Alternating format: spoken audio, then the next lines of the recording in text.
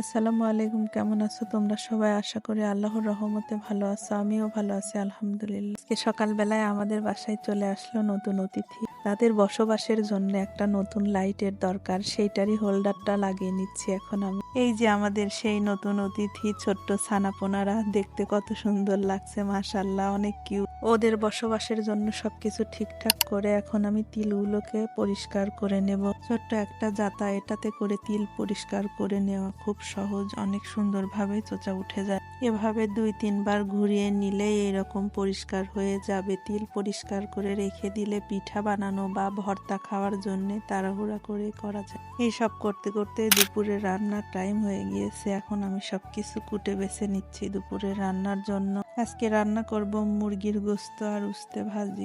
সবকিছু গুছিয়ে নিয়ে আমি রান্নায় চলে এসেছি। প্রথমে মুরগির গোশতটা রান্না করে নেব। পরিমাণ মতো মশলাগুলো দিয়ে গোশত আলু একসঙ্গে দিয়ে আমি ভালোভাবে কষিয়ে নিলাম। জলের পানি দিয়ে এই তো রান্নাটা শেষ করে নিলাম। এই তো তারপরে কড়াইতে তেলটা গরম করে পেঁয়াজ কাঁচামরিচ কুচি দিয়ে একটু ভালোভাবে নেড়ে চেড়ে তারপরে আলু এবং উস্তেগুলো দিয়ে দেব। এই তো তারপরে ভালোভাবে নেড়ে চেড়ে ভাজিটা করে নিয়েছি। রান্না সব কমপ্লিট।